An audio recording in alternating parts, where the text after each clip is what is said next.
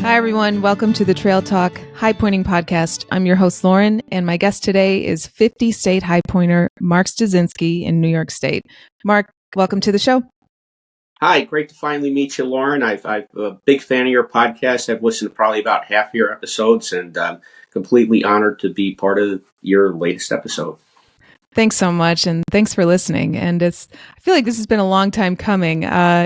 We communicated a couple months ago, and then we finally got a recording date on the calendar. And since then, I've been reading your trip reports, which are available on marksmountaintravels.com, where you write about some of your most significant high points. And you're such a good writer. And you mention in your trip reports that you write better stories than you tell. And I think that you tell good stories too, and that's why you're here. So thanks again for being here.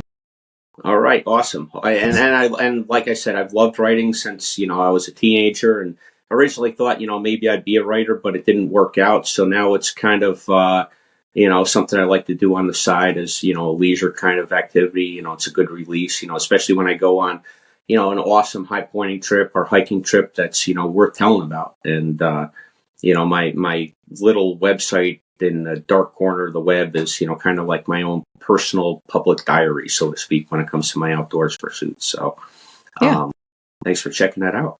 Yeah, absolutely. And I'll put that in the show notes for listeners who want to check that out. Again, it's marksmountaintravels.com.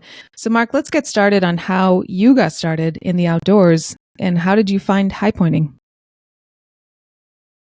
Okay, so for starters, I'll say that I am a solid Gen Xer, right in the middle of the generation, and as such was generally not let indoors for most of my childhood. So I was always very comfortable wandering around the woods and the trails near home. But what really got me on the path to some more serious hiking and eventually highpointing was early in life. I did well on the state police entrance exam, the New York State Police entrance exam, and got in the academy. And the academy went along, and finally they got to the point where it was time to assign people to whatever troops that they were going to be in New York State. And there was some openings in what's known as B Troop, which is where the Adirondacks high peaks are, home of the 1980 Winter Olympics, and I think they were held there in 1932 as well. So long story short, that's where I got sent, and I wound up in a little area called Raybrook, which was halfway between Lake Placid and Saranac Lake. And I was 23 years old, and I just had majestic mountains in every direction of me. And, being in that line of work, you don't have weekends off, and, you have Tuesday and Wednesday off, or Monday or Tuesday. And, as a young guy, I'm like, all right, well, what am I going to do on my days off? And wound up getting addicted to hiking. I guess my gateway drug was the Adirondack 46ers, which is a great list of peaks, which, I'd known about all my life. And then here I was living and working in the Adirondacks and, getting after it, so to speak. My first introduction to state highpointing, or my first awareness of state highpointing, was before I moved to the Adirondacks. And, I'm from the Albany, New York area. I actually live in the house that I grew up in now. And I was about at the end of college, about to go into the state police, and there was an article in the Albany Times-Union, which is the main newspaper here, about a fella named Don Behrens, who had just finished climbing the 50 state high points. And there was a big, spread on him and his pursuit. And I thought it was really cool. I think he was the seventh or eighth completer of the 50 state high points, one of the super early guys. And I thought it was cool. I was super interested in the article, but at the same time, I never thought about it in terms of this is something I'm going to attempt myself. It wasn't until years later that I got serious about thinking, as my hiking progressed, that, okay, this is, potentially within, the realm of possibility for me. This is something I could maybe do one day. Wow. I think that's so cool when the town newspaper highlights people who have done 50 state high points, because usually you hear about people who summit Everest and they come home and they're these heroes. You don't hear about people who summit Denali or all 50 states that get featured in a town newspaper. That's really cool. Yeah, no, that was pretty cool. And, just, come full circle on it. There was after I finished the 50 myself, there was a gentleman, an excellent writer by the name of Paul Post, who, contacted me and said, hey, Mark, I'd love to do an article on you completing the 50 state high points. And Maddie Miller, who previously had the speed record for all 50, had been through our area, during her blitz of the 50 state high points. And, he kind of like, in his articles ultimately talked about, she had done it so quick. And, Mark, it took him 22 years to do it. And, so it was a fun article, and, I enjoyed that. And it was good. It was good. Well, I also think it's important to write about any outdoor endeavor that you pursue because, of course, only if you want to write about it, if you want other people to know, but it's not a spectator sport. And the only way that people are going to be able to share in your journey of it is if you communicate that to them, which can be through writing. It can be in a podcast. It can be in a documentary, but that's the kind of stuff that I love. Absolutely. And primarily I'm a solo guy. I mean, as appropriate, like the tough 5 that everybody knows, the hardest state high points, Denali, Rainier, Hood, Gannett, and Granite, I did them guided. But other than that, the other 45, I either did solo or occasionally I'd meet up with another high pointer, and I did a bunch of them with my dad. But most of my hiking through the years has been solo. So as such, I kind of seek outlets like the internet and writing trip reports and, podcasts such as your own to like kind of talk about it. Because if I didn't talk about it, in forums such as this, I'd really never have an opportunity to talk about it at all. So because I'm out there myself usually. So, so was Mount Marcy your first state high point? It was. So after I moved up to the Adirondacks as a young state trooper, I moved up there in like 1992.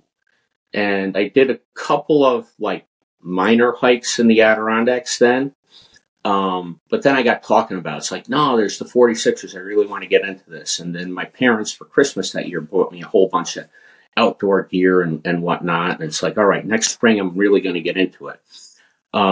So 93, the first one I did was I had to be at work at 3:00 that day. And I got started early and I went out and I hit the trailhead at Adirondack Lodge early in the morning. And I did, okay, I'm going to do Mount Joe. Right. And I finished it in like an hour.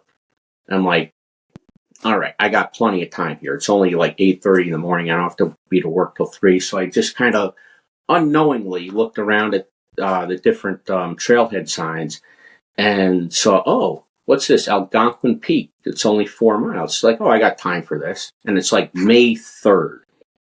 I have no idea what the snowpack is going to be like up there. And I mean, Algonquin, for those who don't know, is actually the second highest peak in New York State behind Mount Marcy. It's over 5,000 feet. And there was just, I was wearing, a cotton t-shirt, cotton shorts, my external frame, backpack. And, it's like, I'm like thigh deep in snow by the time I get to the top. And it was just absolutely fantastic. I mean, it was like, I was just like absolutely blown away. I got to the top. It was a nice sunny day. I was like, oh my God, this is like the greatest thing I've ever done in my life. And I basically came into work, skidding around the corner, just barely got there in time. And, and then I was hooked from there. So that was May. And then I started like regularly on my days off, going out and like banging out a couple Adirondack high peaks. And, the guys at work kind of was like, yeah, no, we saw your truck over at this trailhead or that trailhead. So it was June 20th, 1993 or July 20th, 1993 that I finally summited Marcy, which was the high point in New York, still is the high point in New York. And that was my first state high point. Had no thought or idea that I was eventually going to go after all 50. I was just doing it as part of my, pursuit of the Adirondack 46ers at the time. But wow, that was my first one. Yeah, I often find that people kind of stumble into high pointing accidentally. Like I was at the top of Mount Mitchell when I realized that that's a state high point, but I was there because I was trying to visit all the North Carolina state parks, and that's one of the state parks. And that when I was standing there and I saw that sign that we all know, I thought, oh, well, what other ones can I summit? Yeah, I didn't know this like was a literally thing. on the highest point in the East Coast right now. Oh, So yeah, that too. Yeah. it's funny how all those once you get into pursuing something such as you were doing when you found yourself on Mount Mitchell, like all these different lists and pursuits, they kind of intersect with each other. Yeah. And once you get your hands at enough different projects, you find that it's like, okay, well, I'm starting this project, but I'm already like 3/4 of the way done with it, at the point that I'm starting. So, oh, that's fun. So after Mount Marcy, did you decide I want to summit more state high points? so how my hiking, I don't know, for lack of a better word, career developed was, I started the Adirondack 46ers in 93. I finished them in 95, so it took me, 2 years and change to do them.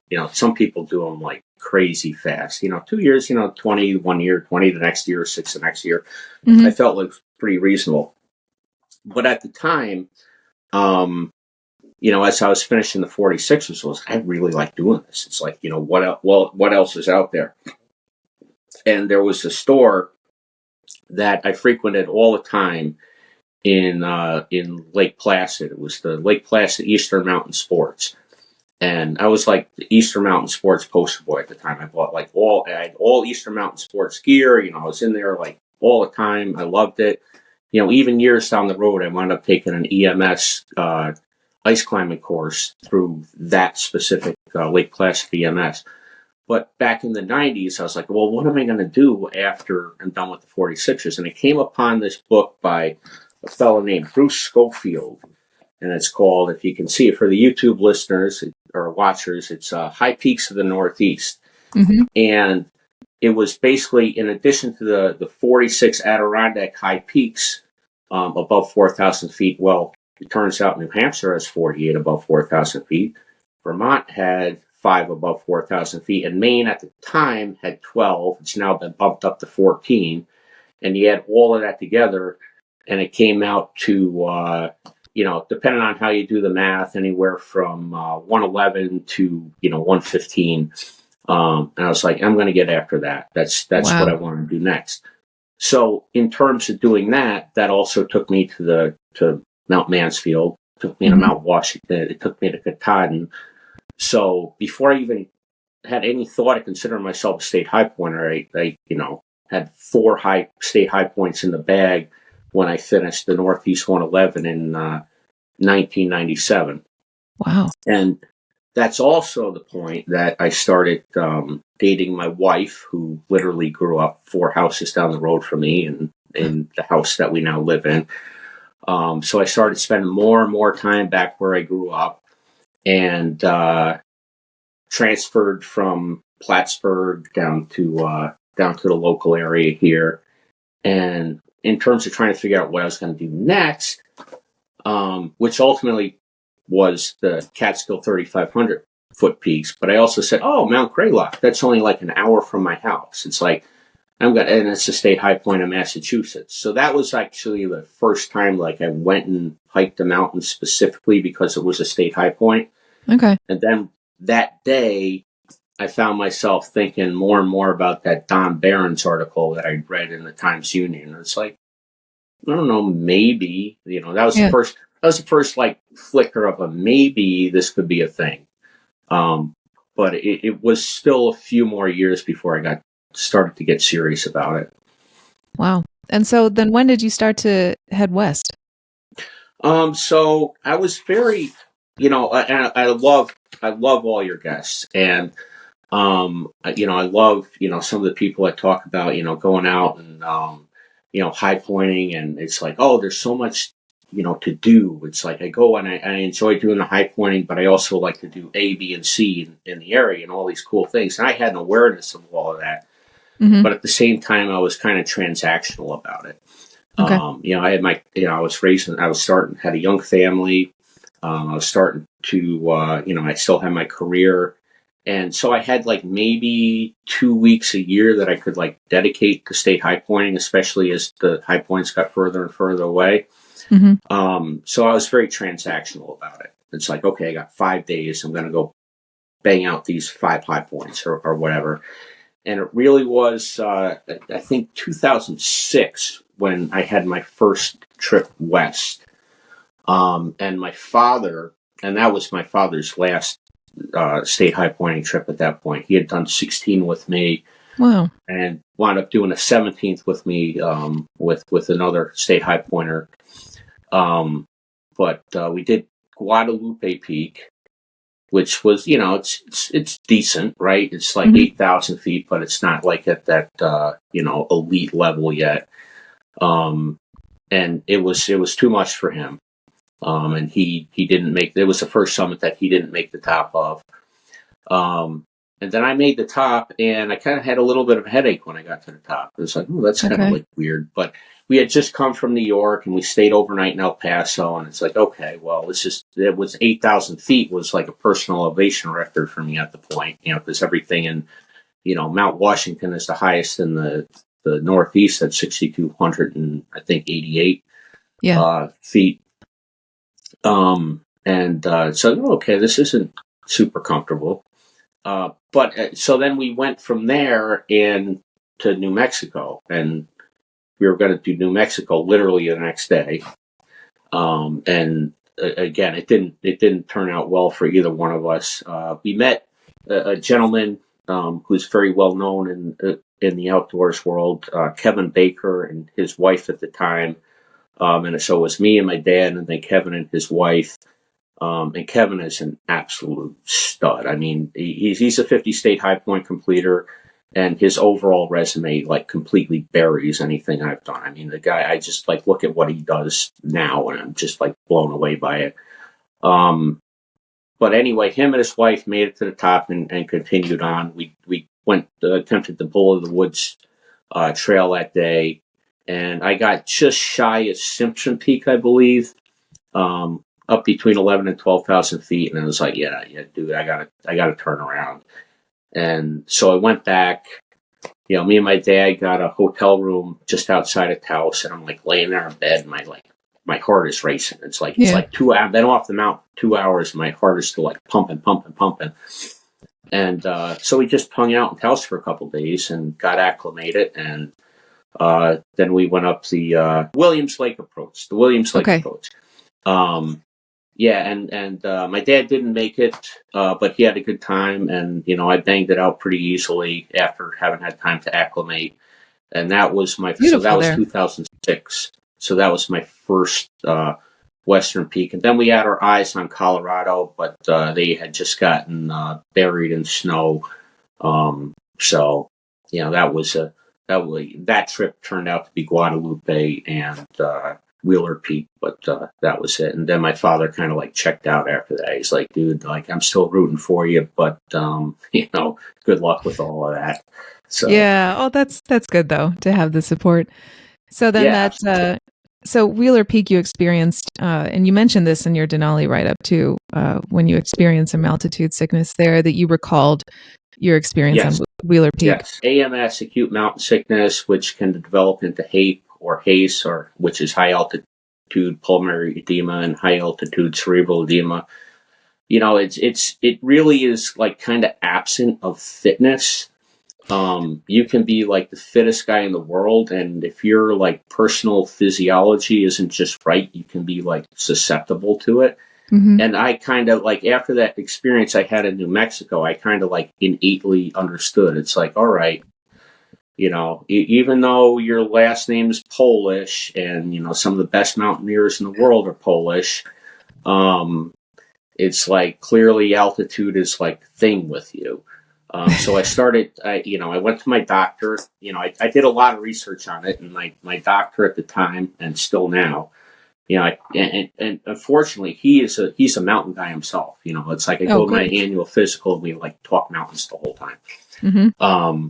But he's like, oh, I've never heard that Diamox or acetylzelamide, or it's such a long word. I never like licked the pronunciation. I've never heard it. I've only read it. I said, yeah, no, it's like the original use was for like glaucoma, I think, but they found that it causes all these physiological things, among which is that it helps your body process oxygen faster, which helps you acclimate faster.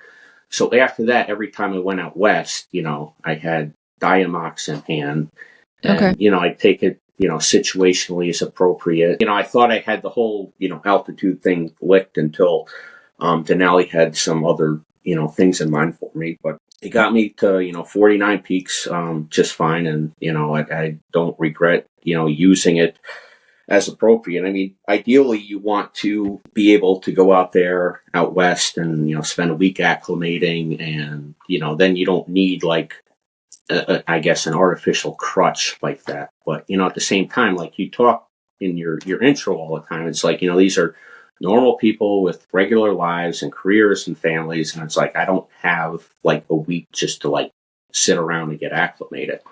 So I used Diamox. It worked very well. You read my Denali trip report. I had some like serious difficulties in the basically above Camp 4, above 17,200 feet on Denali, where the Diamox basically became useless to me. Yeah, and we'll get into that when we talk about Denali. But what were some of your favorite high points along the East Coast, and then as you moved west? I would say, on the East Coast, my favorite high points were, those 4 in the Northeast quadrant before I even considered myself a high pointer. Yeah. Because that was really what sparked that feeling of adventure of being in the mountains. So, doing Marcy and doing Mansfield and Washington Katahdin, it's like I can like even now. It was back in the 90s, the early to mid 90s that I did those 4 peaks. But even now, it's like I can see it in my mind's eye. What those days were like, and it was great. And in terms of the West, I would say that I am a huge fan of the Pacific Northwest. It took me 3 tries to finally get Hood, but I was never upset because that meant I get to go back to Mount Hood again. Yeah. And I climbed Rainier twice, and it was just kind of like the perfect mix of things, like with Hood and Rainier, where they were. It's like it's like, what are you doing right now? Are you hiking? Are you climbing? Are you mountaineering? When I was on Hood and Rainier, it felt like mountaineering. It's like, the angles aren't crazy, but you're solidly on snow and ice. You're roped up the whole time, or most of it. And that just like really, those mountains, like they were my favorite in the lower 48, Hood and Rainier for sure. Yeah, they make you feel like a real alpinist. Yeah, absolutely, 100%. And it's not and one of the things that I liked about the entire 50 state list was just the variety, right? Because you're doing the Adirondack 46ers, which I'm not, I mean, no disrespect to the Adirondack 46er piece, but there's not great variety from Allen Peak to Mount Marcy to Algonquin. I mean, once you experience it once, you want to keep going back and see the Adirondacks from a slightly different angle. But, some are shorter hikes, some are longer hikes. Some of your times you're on a slide, sometimes you're on a trail. But, I mean, you're talking about a pretty narrow variety in terms of what each individual peak is like. With the with the 50 state high pointers, it's like Denali and Britton Hill, Florida, like on the same list. And then, I mean, you got Campbell Hill in Ohio, and Hoosier Hill in Indiana. And it's like, it's just everything is all over the board. Every high point just feels so different, or had such a different feel to it, that it was just like every high point was like exciting in its own way. So, I mean, it's like, right. I know it sounds corny, but it's like, they're all my favorite. It's like, because they were all so different. You're right. So where did you learn your mountaineering skills? Did you learn them on the mountains in the Pacific Northwest that prepared you for Denali? It was, so I would say early on, I got that same day I got that High Points of the Northeast book. In that same Eastern Mountain Sports, I got this, Mount McKinley. Yeah. And so that was like the first time I thought, maybe I could potentially someday be good enough to, climb Mount McKinley at the time. But, once I got that book, I was thinking, it's like, okay, well, if you ever want to climb McKinley, you need to, learn to have skills in the wintertime. Mm-hmm. So, even after I climbed Mount Marcy or hiked Mount Marcy in July of 93. And then after I got that book and was starting to think about like snowy mountains, I climbed it in the winter in early 1996. Oh, okay. So I always tried to, so I was like a really slow boil, right? So it's like, okay, so I got crampons, I got, an ice axe, I got this, but I'm still, kind of like winter hiking. And it was just kind of like developing like little pieces over time. And once I got to the point, 2010, I decided it's like, all right, what you have is you have the 5 tough ones left. You have Hood, you have Rainier, you have Denali, you have Gannett, you got Granite. I mean, it's like time to get serious about this if you're going to take this project all the way to the end. And that's when I signed up for the ice climbing winter mountaineering skills course at Eastern Mountain Sports up in Lake Placid. My wife gave it to me as a Christmas present that year. Cool. And actually, the last day of that, I remember very clearly, was because it was the day that the U.S. played Canada for the Olympic gold medal. I was like driving home from it and listening to Canada unfortunately win.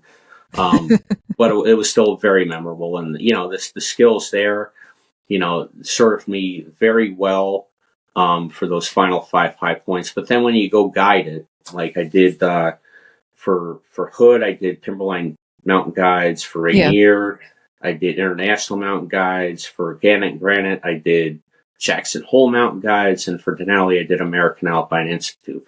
And anytime you go, they like vet you, right? They just like, Is this somebody that we're going to like actually take along?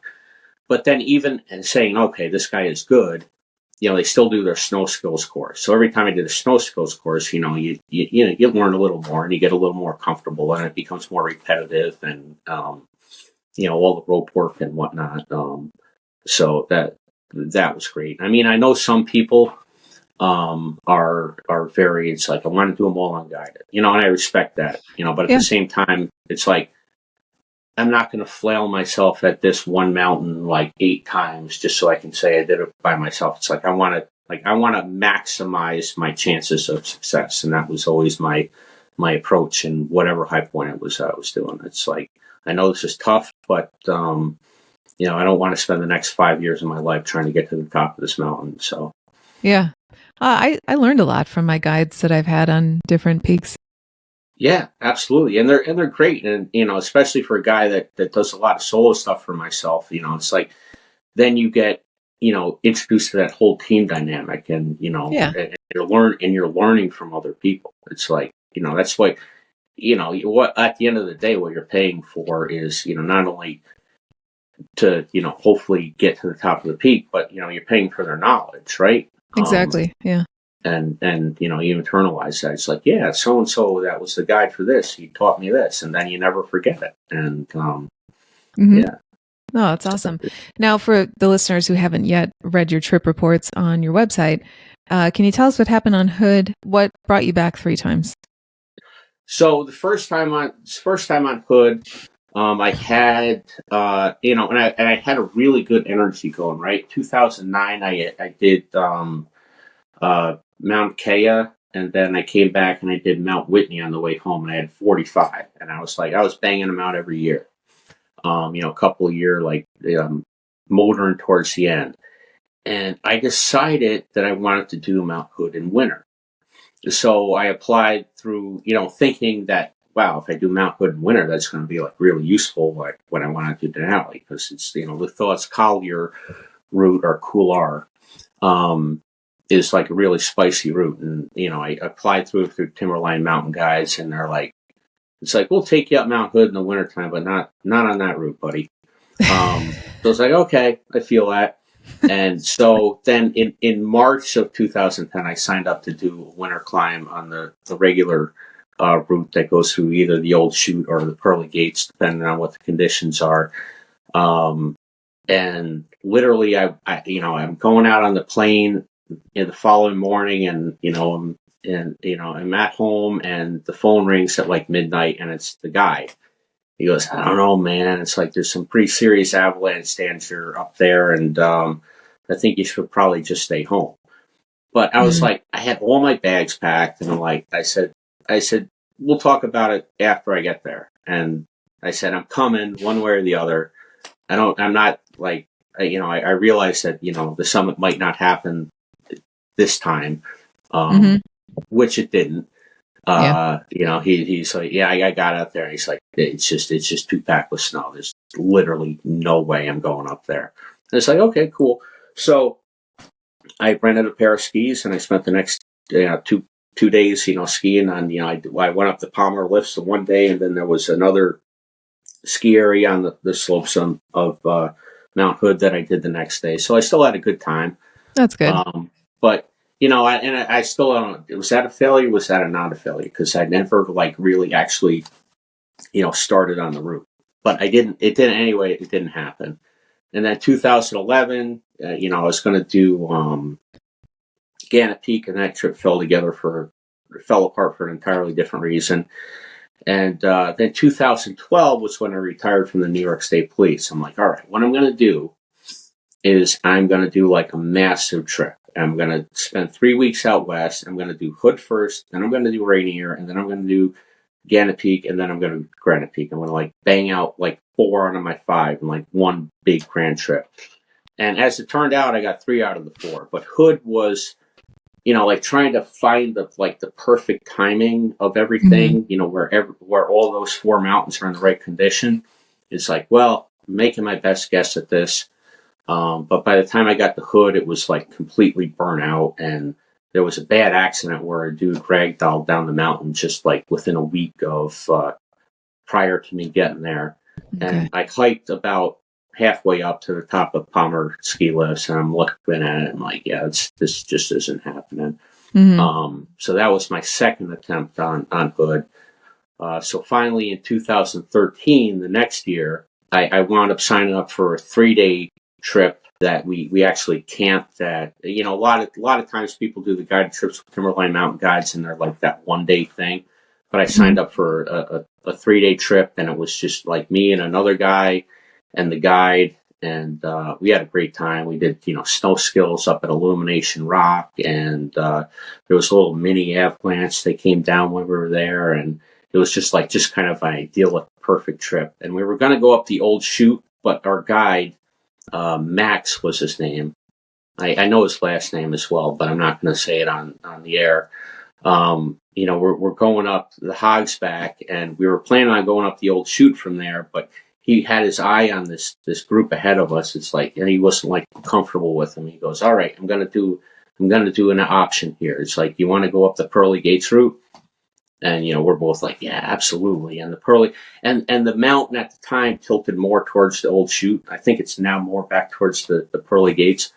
But it was pretty spicy, and it was just a, great day. And we summited, by going up the Pearly Gates. And then after we tagged the top in, it was June of 2013, which was my 48th state completion. We came down the old chute route. So that was a super memorable trip. And that's awesome. Yeah, it was great. So do you high point mostly solo, or do you go with other people? I know you mentioned that you did a couple with your dad. Yeah, so I would say it's high pointing is, of all the lists that I've toyed around with over the decades, is the one that I've actually spent the most time interacting with other people.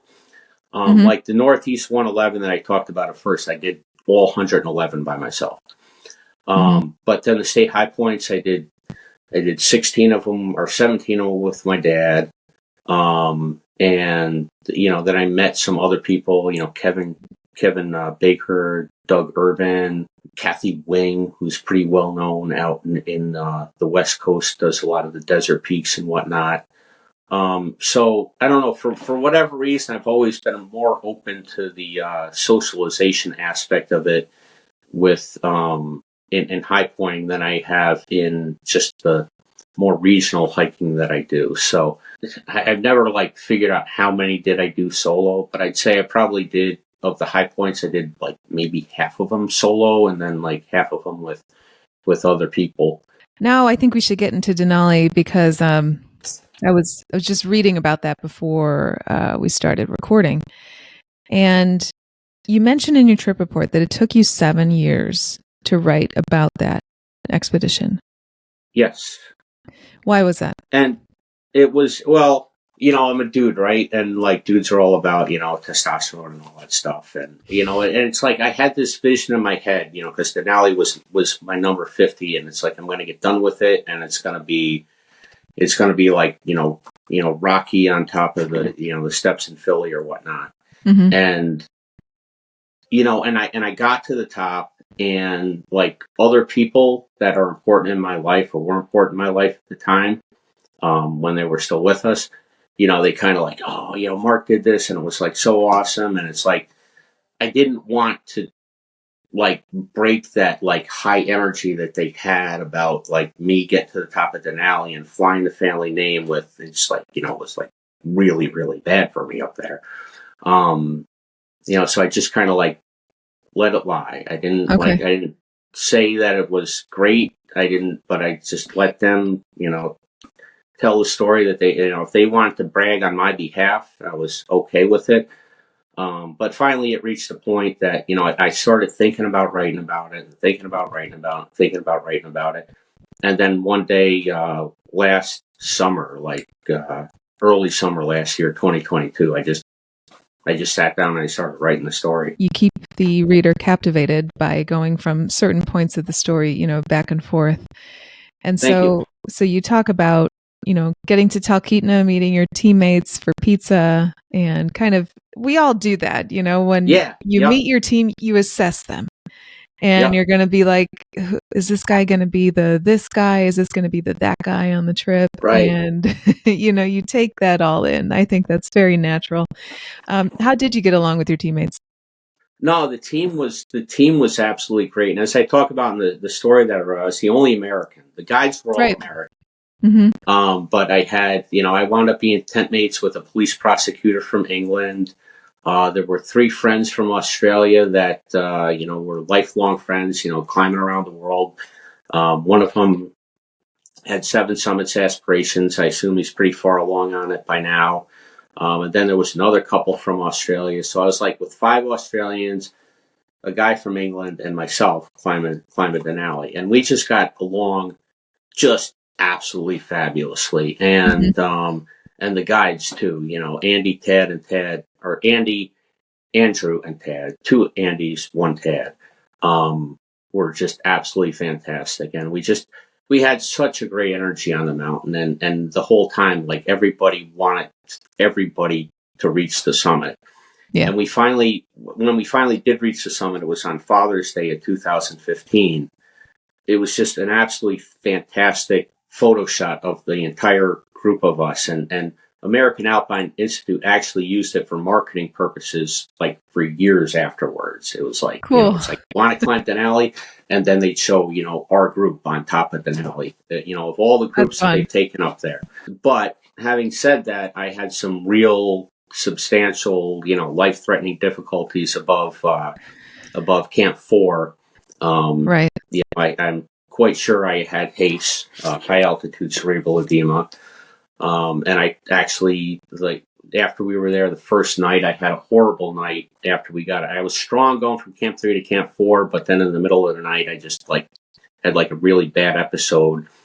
And this is with the Diamox, right? Yeah, this is with the Diamox. I was taking it, progressively throughout. I felt great at Camp 3, which is at 14,200 feet, which is, roughly, Mount Whitney level or Rainier level. Yeah. And I was feeling pretty groovy, just like I'm talking to you right now.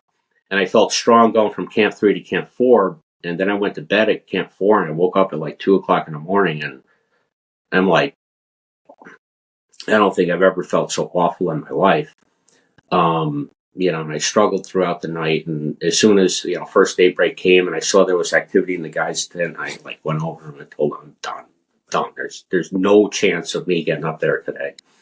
And to me at the time, that was the end of it. It's like, all right, how am I going to explain this to my kids? How am I going to explain it to my family back home? How am I going to explain it that I got like so close to finishing 50 into the top of the Denali and I didn't make it?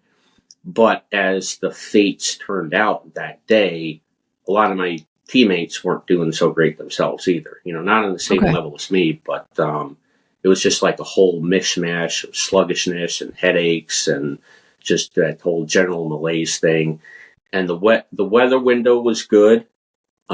We had been enjoying a super awesome high pressure system for a couple weeks. We got kind of bogged down in the snow early in that trip. But then once that snow system cleared out, it was just like one perfect day after another for like 2 weeks. And they were like, we still got one more day. We're just going to hang out here at Camp 4 for one more day. And then we're going to go and like hopefully get everybody on top. And ultimately, everybody on top is what they got. But at the bottom of the feature known as Pig Hill, I really started having some difficulties. And we're at like between 19 and 20,000 feet at this point. And then it's like 800 feet up Pig Hill.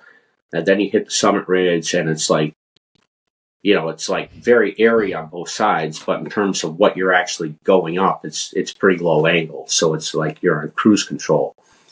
And then I just started feeling funky at the bottom of Pig Hill. And by the time we got to the top of Pig Hill, I mean, I was like literally sucking wind. I was like on all fours, just like gasping for air. And one of my teammates expressed some concern about me, but we kept going. Got to the summit, had our big summit celebration. It was pretty awesome. And then came back down the summit ridge, and we're going down Pig Hill, and I just fell over. And then I fell over again. I couldn't stay on my feet. It's called ataxia. And I was just like goofy drunk. I was like just flopping from one side to the other. Within an hour or so, I was slurring my words badly.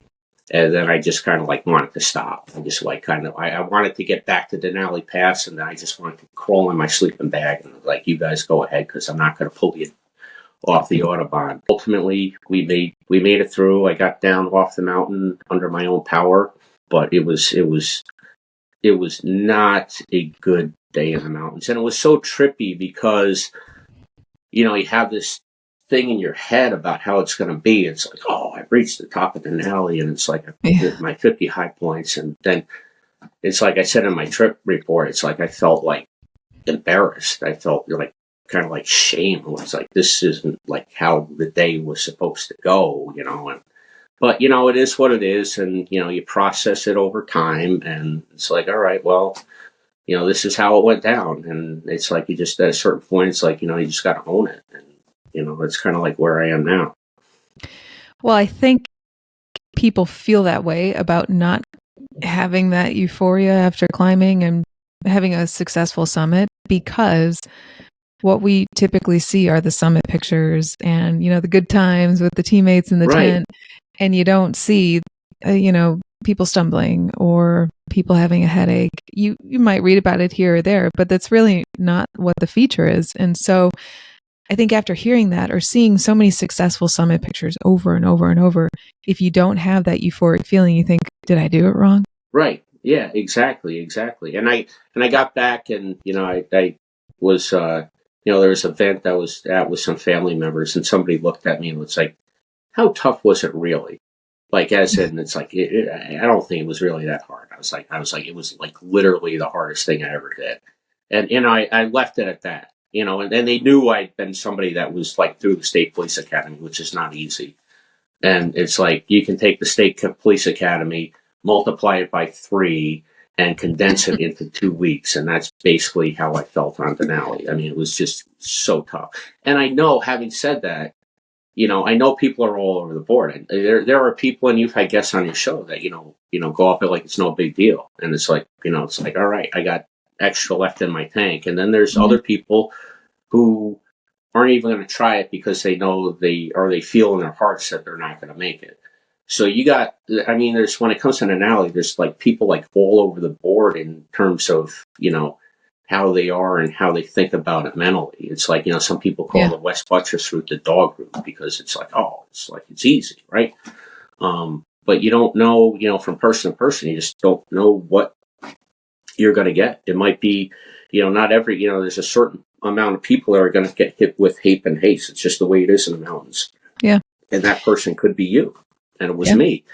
But other people, the majority of people aren't going to be affected by that. So, once you get into like that high altitude world, it's just different. It's a the game changes.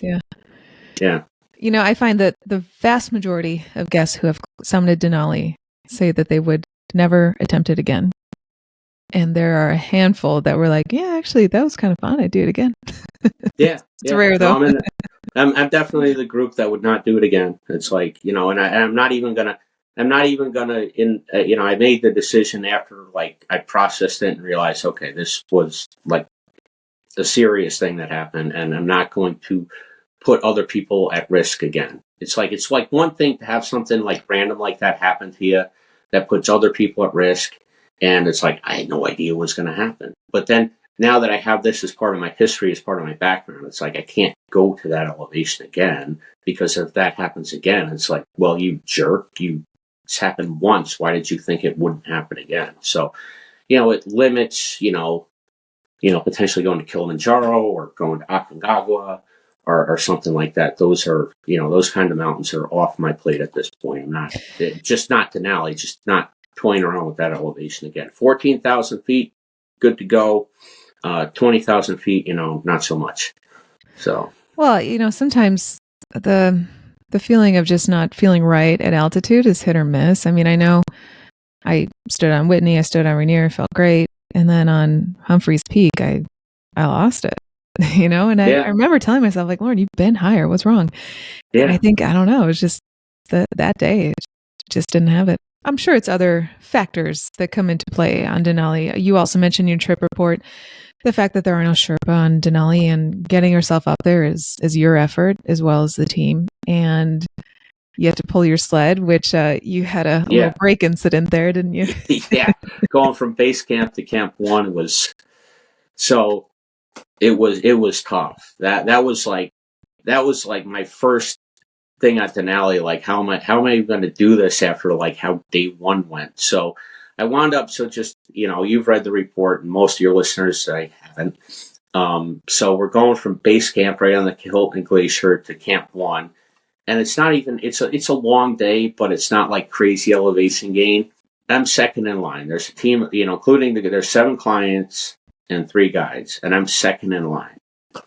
And I have, I got in this whole argument with them, not argument, but spirited debate about the snowshoes that I was going to have. And I have these Atlas 1230 snowshoes that are fantastic, and I've used them for years around the Northeast.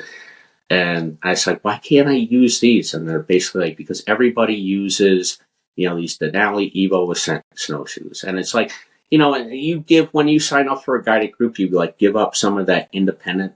And I tried to rally to keep my snowshoes, but they were like, nope, you're taking these, end of story. It's like, okay, cool. I get it. I'm not, so I lost the argument. So now I'm going from base camp to Camp 1, second in line. And I got 60 pounds on my back, another 60 pounds I'm pulling in a sled behind me. And, it gets a little bit later in the afternoon and things start softening up. And the lead guide, Andrew, who's in these Denali Evo Ascent snowshoes, which have no float. They're just like glorified plastic. And they work great if the terrain is already hard packed. Okay. But if it's like that mashed potato snow that I'm so familiar with in the Northeast, they're like useless. So he's breaking through with every step. And it's like, I don't want to like break through where he's breaking through. So like I'm avoiding his steps. So it's like I'm second in line, but I'm not like utilizing it. So it's like I'm breaking trail as well. I'm like really I'm like stepping in. I'm like sinking into the snow and I'm like yanking my hip this way, yanking my hip that way. And, it's like real serious grunt work. And, my snowshoes are coming off a little bit. And turns out we finally get to Camp 1 after an ordeal. ordeal for me at least. I don't know if it was an ordeal for anybody else, but it was an ordeal for me that day. And they're like, well, darn, his sled brake is on. It's like, how did that happen? So I'm like, not only fighting the snowshoes, but I'm like fighting the sled brake that's on the sled that I'm towing. It was just, I got back, I got to Camp 1 that day, and I was just like absolutely wiped. And I'm like, I still got like 12,500 feet to go. And it's like, I almost got beat on the first day. But it got a lot better after that, after, we worked all of that out. And it's like, okay, we're going to give you a pass. Somehow your sled brake was on and you were breaking trails. So, we're not going to hold that against you. And then and then the rest of the trip between Camp 1, when we finally got a snow system moved in and we were stuck there for a couple of days. But once that cleared, we had smooth sailing.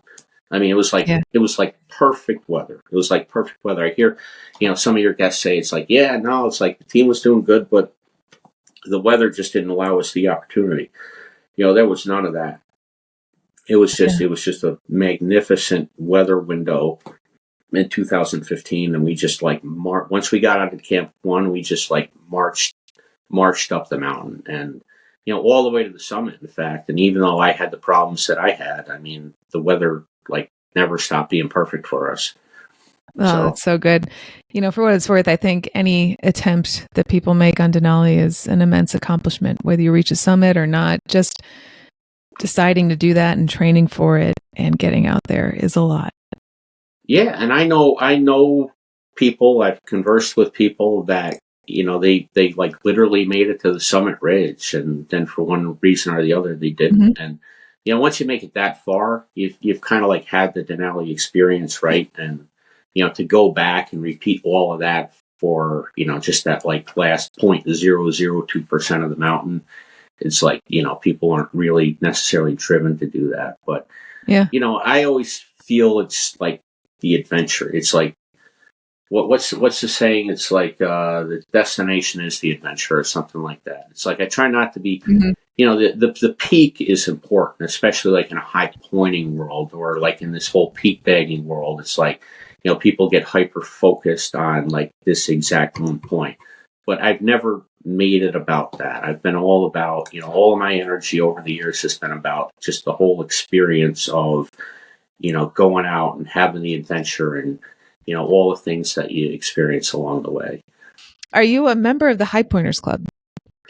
Yes, I am. So I first got, early on in my high pointing journeys, I forget the exact year that I, became a Highpointers Club member.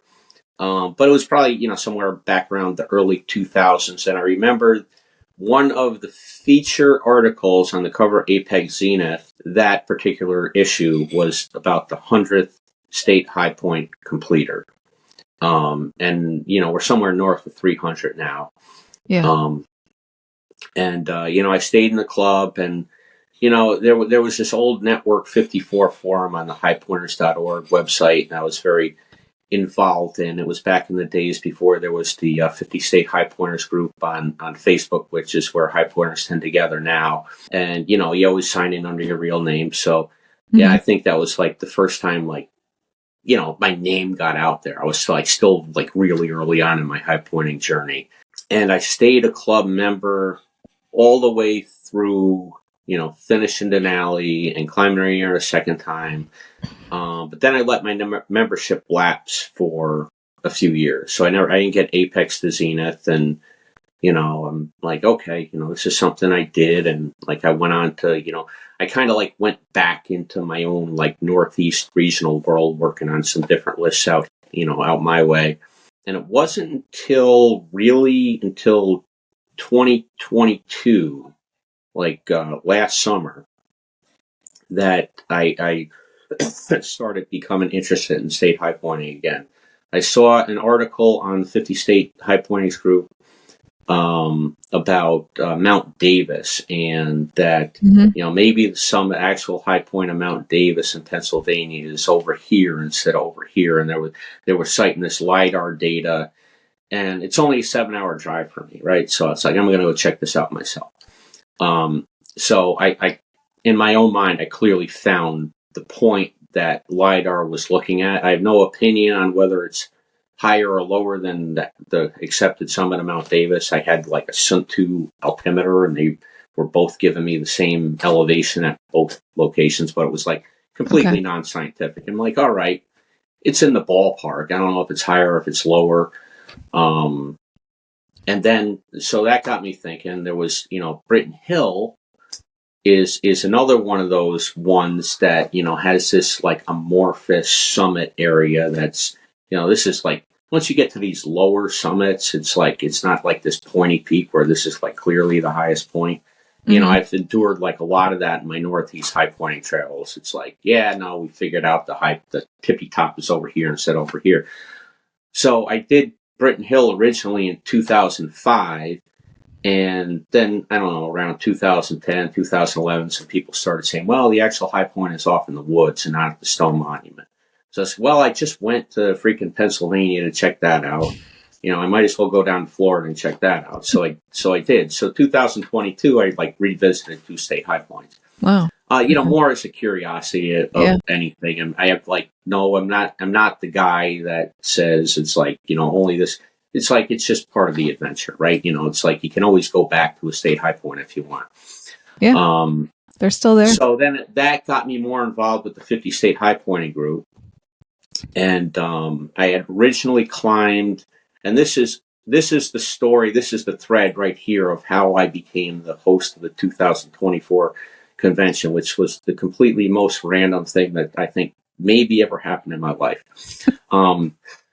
So I'm looking at the pictures of the high points of North Carolina and South Carolina that people are posting all the time. It's like, I've been to the high point of North Carolina, Mount Mitchell. I've been to the high point of South Carolina, Sassafras. But I'm looking at these pictures. It's like, I haven't been here because the summit areas are so completely different now than they were in 2004 that it's like, yeah, it's like you're someplace different than I was. I was at the top of South Carolina, but I wasn't where you're at right now, just because it's like a mall was built where previously there were only weeds. I know. So I wound up changing jobs at the beginning part of the year.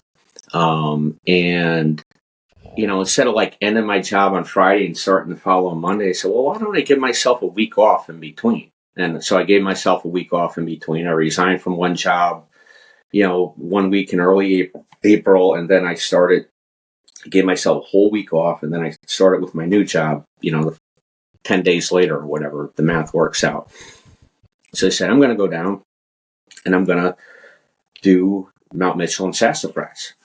And, not only am I going to redo them, but I want to hike them. Like the first time I did them, I mountain biked. I was in a big mountain biking kick the first time, and I rode my mountain bike on the summit roads to, Mount Mitchell and Sassafras, because the Highpointers Club lets you do that. So, okay, I'm going to take advantage of it. But then it started to nag at me that it's like, I'm a hiker, like, I should hike these mountains, or like real legitimate mountains.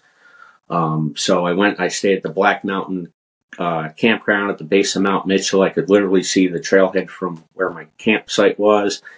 And, I went up and I did, Mount Mitchell, one day, and then Sassafras the next day, and then I drove on home. It's like, all right, now I can look at the pictures on Facebook, and I can see the pictures like, okay, I've actually been to what those places look like now. Mm-hmm. But then I got thinking the same thing about in terms of hiking Clingman's Dome and Brasstown Ball. And like those summit areas still look the same as they did when I first visited in 2004, but I didn't hike them. So I'm like, okay, so I want to hike to the top of these two mountains. And it's like, I'll figure out, my new job is like the compressed work week thing. So 1 week I'll have 4 days off consecutively. And then the next week I'll have 3 days off consecutively. And, when I work. It's like, 12-hour days. But then I have like nice blocks of time off every week. So I'm going to take one of my 4-day blocks of time off. I'm going to go down and I'm going to like hike, Brasstown Ball. I'm going to hike Clingman Stone from Newfound Gap, which is what I always wanted to do. So I get home and I'm looking and I'm like, I think I saw something about the Highpointers Convention being in Georgia this year. It's like, when is that anyway? And I look and it's like, oh, what do you know? It's like from, I forget the exact days. I said, but this is during one of my 4-day off, work weeks. It's like I can like literally not even have to take a day off from work. I can like finish work, get on an airplane, fly to Atlanta, go to the convention, do all the convention, get the 2 hikes in, and then get back on an airplane and be home in time for work on, Sunday night. And it's like, this is perfect. So that's what I did. And, I flew out and I was going to do Tennessee first and then Georgia second, but the weather was kind of like funky. And I mean, the day I was going to do Tennessee was a complete washout, but it was nice down by Georgia. So I get there Wednesday night. I meet, some people that I knew from that old Network 54 forum. I got, gabbing with them a little bit, like meeting them I've known them online for 20 years, but I'm like meeting them for the first time in person. I was like, yeah. And my wife is ragging me. It's like, Mark, you have to interact with people. You can't go down there to a convention and not talk to anybody. You just go off hiking on your own the whole time. It's like, okay, so this is the plan. I'm going to hike Brasstown one day. I'm going to hike Klingman's another day. And then on the Saturday, the convention day, I'm going to do all the club activity. I'm going to do all the club stuff. And, and there you go. That's the plan. So, Brasstown Ball, I did that via Jack's Knob Trail. And then I did Klingman Stone from Newfound Gap on the Appalachian Trail, which was about a 16-mile round trip. Was pretty cool. Mm-hmm. But then Saturday, I'm like, all right, this is the day. I'm going to like do all the club stuff. So I started. I went to the breakfast, like the famous pancake breakfast that the convention does every year. And then I got talking to some people. And then after that was the Highpointers Foundation meeting. And I was kind of excited about that. I've won the Highpointers Foundation silent auction 3 different times. So I regularly emailed back and forth with Dave Colville as a result of that. And then after that was the club hike of Brasstown Bald from, the parking lot. Didn't start all the way at the bottom like I had a couple days prior. So I actually wound up summiting Brasstown Bald twice during the convention. And then after that was the Highpointers Club meeting, right? Highpointers Club and Foundation are affiliated, but they're separate entities. So Shannon is the new president. Alan's the outgoing president. Like Shannon comes around and passes out like the meeting agenda. And I'm like, yeah, thank you very much. And so I'm looking at it. I'm like, oh, so like the last item on the agenda is South Dakota 2024. It's like, I kind of had a good time at this convention. It's like, I'd like to find out the dates. And we had one weekend that me and my wife had plans already for 2024. It's like, well, unless it's this weekend, I'm probably going to go to it. So as tends to happen, the debate on all the other 17 items that came before the South Dakota 2024 convention got really spicy and they went long. And, then all the time, now it's like past 5 o'clock. And 5 o'clock is when happy hour starts. The banquet starts at 6, happy hour starts at 5. And Shannon's like tapping the watch, like, come on, people, let's get a move on. Let's, get through this agenda. It's already happy hour. But I was committed to staying to the end to find out about the South Dakota convention. And then finally she gets to it and she's like, yeah, no update on South Dakota. The original host is AWOL. We've broken off all contact with them. We don't have a site. We don't have an agenda. We don't know, what's going on with that. Hopefully we'll be able to figure something out. I'm like, wow, that's unfortunate for them, isn't it? And I didn't really give it another thought, so then the banquet's at 6. It's like 5:15 now. I went back to my room at the Unicoi Lodge. I got changed. I pre-gamed a little bit, as they say. And then, I showed up. I walked into the banquet at like 6 o'clock on the nose. Bill Urbanski is just starting to talk. And I eyed one table in the corner that still had some openings. One of your previous guests, Robyn, was at that table, as well as was Raina, who's also on the Highpointers Foundation, and her significant other, Rob. And then they were traveling with the 13-year-old. I don't know the whole family dynamic on that, but the 13-year-old was with them. Then there was another 40-something completed with us, and we were getting along great. Mm-hmm. Just talking about it, shooting the breeze about whatever. And Rob is like a serious rock climber, but not a high pointer. And like kind of going back and forth. It's like, yeah, I know, you rock climbers, you think you're better than us high pointers, that kind of thing. So we got like a good energy going. So then Alan Ritter, the outgoing president, gets up there, and he, the subject of South Dakota comes up again. He goes, I've done some pre-work on this. I've checked out some possible venues, but, we're still kind of like nowhere on this. And we'd really like it if somebody like stepped up here tonight and, volunteered to be convention host. And I'm not thinking me. I'm like, yeah, wonder if that'll happen. Wonder if somebody will step up. And then Rob kind of like points at me. It's like, you should do it. And I didn't like immediately reject it. I didn't like, oh, no, I'd never do that. And then the rest of the table like kind of sensed he might actually be thinking about this. So it's like, no, you should totally do it. And then like Robyn's trying to sell me on it. And, I'm friends with Alan on Facebook, and I said, I sent him a quick message on Messenger that, hey, this is something I'll think about. But then at the same time, so the 13-year-old that was with Robyn Raina, and this is kind of hilarious. The 13-year-old that was with Robyn Raina was the youngest person that was actually at the convention. So there comes a time where the youngest convention attendee gets called to the front of the room, and Rob was going to go up with them, because, what 13-year-old wants to talk in front of a freaking entire convention, right? So Rob and the 13-year-old go up to the front of the room. And, we'd already had the conversation about, Mark used to be the convention host. So right after they go up to the front of the room, my name gets called out as winning a door prize, right? So it's like, Mark Styczynski, come up to claim your door prize. So I walk up to the front of the room, and now Rob is talking on the microphone in front of the whole convention about about the 13-year-old being the youngest attendee. And I like look at Alan because I kind of know him, and I'm like, what am I supposed to do here? I think I won a door prize, and he's, oh yeah, no, it's like a box over there. Just go get it. So Rob is like, oh, like as I'm having this conversation completely not about South Dakota with Alan, Rob looks over and he goes, and I think we might have an update on the South Dakota situation. He looks like me, and I'm talking to Alan, and he goes, and I see Mark is talking to Alan right now, so I guess it's official. Mark, come take the microphone. And I'm like, okay. So the next thing I know, I'm like talking on the microphone completely unexpectedly in front of the whole convention, say, yeah, I'm going to do this, for my father passed away in October 2022. I'm going to do this in memory of my father. We climbed it together in 2006, and, so on and so forth. And, then I get like a literal standing ovation. I'm like, oh my gosh. I'm like, what even just happened?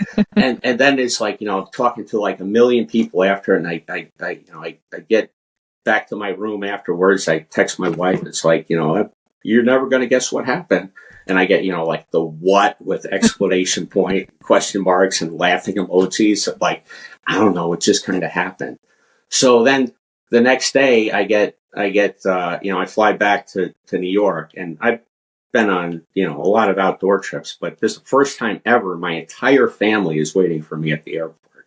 And, I come down the escalator at Albany International Airport. They just all got their arms crossed, and they're laughing at me. And my 14-year-old tells me, it's like, Dad, we all decided you can't be let out of the house without a chaperone. But, and they still think it's hilarious. But at the same time, I'm taking it seriously, and I planned a trip out to South Dakota in September. And Dave Colville actually wound up accompanying me, and Dave has experience in the last, 30 conventions or so, and was a great consultant. I mean, this was 2023, and Georgia was like the first convention I like fully attended. I've intersected with a couple conventions in the past, but never like fully attended one. And so we spent 3 or 4 days out in South Dakota checking out, some different venues, some different potential sites for the convention, some different activities and whatnot, and finally wound up settling on the Best Western Ramkota in Rapid City, which is, and I don't want to get any of these details wrong, so I got notes here. Perfect. So the convention itself is going to be from July 17th to July 20th next year. So the July 17th is a Wednesday, so that's kind of like kind of a flex day. Most people don't show up on Wednesday. And then the 18th, 19th, and 20th will be the convention proper. The banquet is always on the Saturday. The watermelon feast is always on the Saturday. We're going to do the club hike of Black Elk Peak on Friday the 19th, just because there's so much else going on the 20th that it's unrealistic to try to squeeze that all in one day. So we have the major pieces of it in place. We've booked 150 rooms at a discounted rate at the Best Western Ramkota. There are 108 two-queen bedroom rooms that are available and 40 king bedrooms that are available. And it's a pretty cool site. I mean, it checks all the boxes, the Ramkota does, in terms of, there's a restaurant on site, there's a water park on site, there's a pool on site. It's a great place for families. We did a cost structure that, dropped the prices substantially as compared to 2023. So it's going to be like an adult is going to be $90 for the cost to get in. And then let's see here. I just want to make sure I'm right here. So if you're 10 to 16, it's $50. And if you're under 10, less than 10, it's $20. And then, I didn't even put it on the registration sheet, but any little kids, they can come in for free. We're trying to attract as many. We're trying to attract more families this year. Okay. There is that core. Awesome. Mm-hmm. And I hope to see you there. And there is that core of people that is going to go to the convention regardless of anything. It's just, part of what they do every year. Yeah. But there's just such an audience out there that, and Rapid City is a great area, I think, because there's just so much to do. It's I am so excited. I am already planning my trip. I want to see, I obviously want to enjoy every part of the convention. I want to do Black Elk Peak with everyone. And more than that, I want to see people who I've interviewed. I want to shake their hands. I want to actually meet them in person. Yeah, that'd be totally cool. And people know who you are, Right. And I just want to meet them. And then I want to go to the Badlands. I want to check out Wind Cave, Custer State Park. I want to drive over to Wyoming, check out Devil's Tower. I mean, it's just such a perfect area. It is. There's so much to do. And, right now it's like after I agreed to be the convention host, it's been quite a flurry activity in terms of there's just so many moving parts to it. And the last few weeks have kind of been like a slowdown. It's like we've gone from being like way behind where we should be at this point to about being right about where we should be.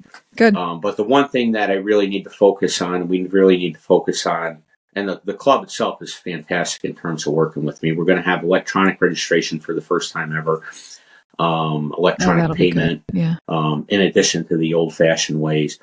But after the start of the year, really got to lock in on actual group activities at the convention. There's a lot of ideas out there. We got to decide, okay, on Thursday, this is what we're offering for the club. On Friday, we already know there's the Black Elk Peak, but, just the different days.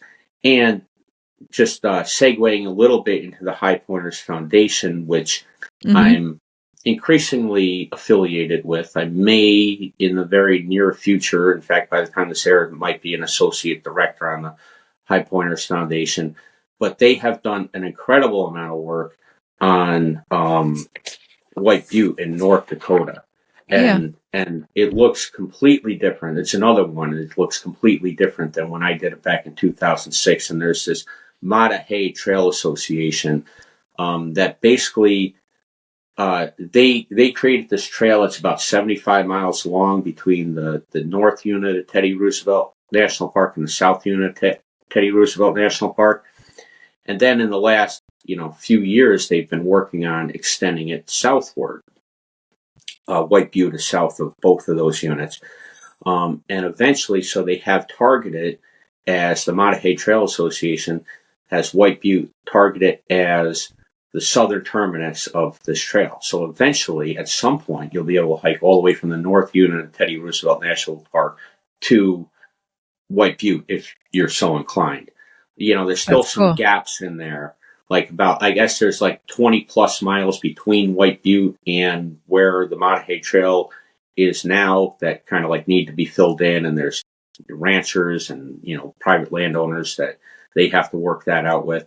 But the Highpointers Foundation, and this is a huge effort by the Highpointers Foundation, has worked closely with the Mahahay Trail Association to get that final mile done. So the final mile that goes to the summit of White Butte is now done, and I've seen pictures of it. And it's an absolute marvelous trail, and as like Dave said in his email, it's like you could literally push a wheelchair or a shopping cart up it. It's like it's that good. It's like wide, it's graded, it follows all the natural contours of the land.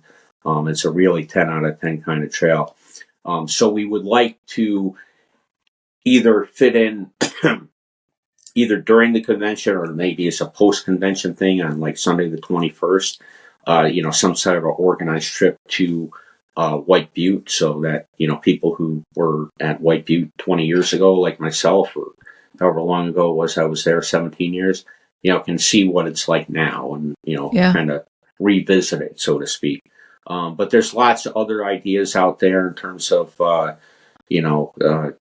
convention activity possibilities, and it's just such a target-rich area, like you were talking about. All these, right around Rapid City, it's just a great area.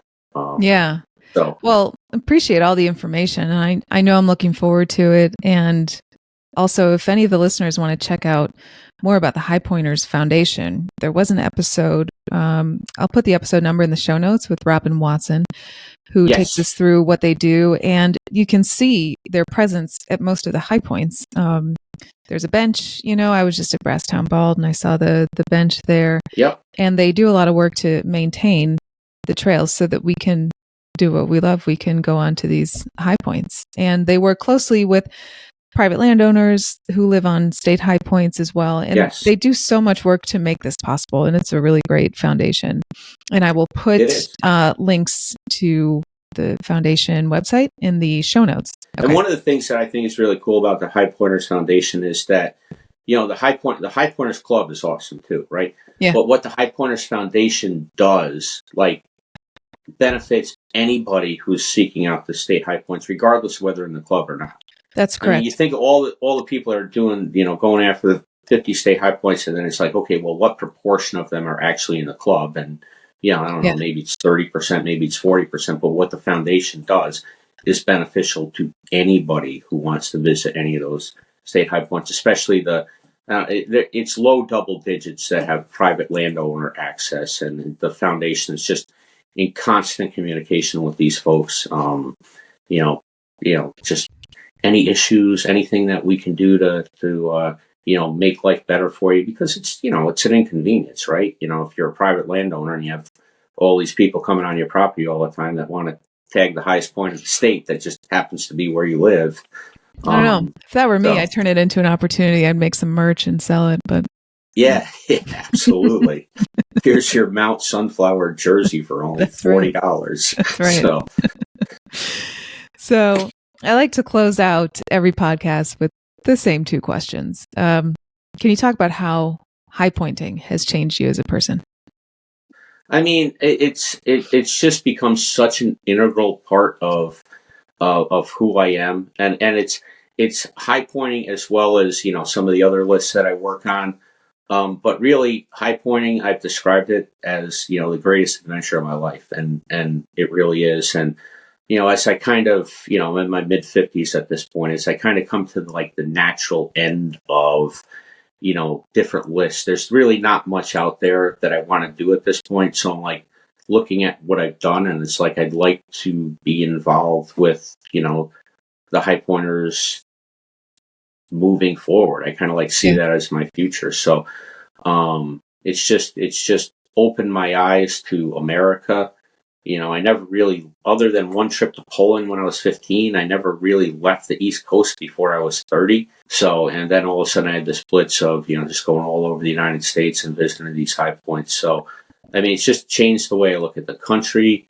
Mm-hmm. It's just been just such a magnificent journey. And, yeah, I mean, I wouldn't be the same person I am now without it. I don't know how much of it like translates to my everyday life. I don't know that matters, but I know that I feel that I've had a richer experience because of my pursuit of these 50 obscure places. That's perfect. And my favorite question is, what are your outdoor adventure book, documentary, or podcast recommendations? Okay, I got one. I know you asked this of a lot of people, but I am going to plug the Foot Stuff podcast, which is the outdoor adventure comedy. They don't really record many episodes anymore. I think their last episode that they did was in July. It was like number 132 for them. They've kind of like moved on to, some more adulty, phase of their life. But it was basically 4 guys and a couple of women that would, float in and out, and I think they would boost themselves up pretty good before every podcast, and they would talk about all their adventures in the Adirondacks and around the Northeast. And they just have incredible knowledge of, the Northeast mountains and the Adirondacks in particular. And you are not able to make it through an episode of the Footstep podcasting without laughing. I mean, Tyler Socash, he was kind of like the ringleader of it. But then it was Matt Bayer, and I can't think of all their names, but it's just a great group of guys. And, back when I was listening to them every week, I plugged them on Apple. I gave them like the 5-star review and, said this is like the greatest thing ever. So Foot Stuff podcast, 10 out of 10 for sure. All right. That's cool. I'll check that out. Well, I want to thank you for your time, Mark, and also for your stories, because you've got a lot of them. And I know you say in your website that you're not good at telling stories. You are. And I want to thank you for sharing that with us. I want to encourage all the listeners to check out marksmountaintravels.com. That will be in the show notes. And Mark, we will see you at the convention in South Dakota. All right. Looking forward to seeing you there too, Lauren. I'll have my family with me. So me too. That's so cool. Right. Thanks again, Mark.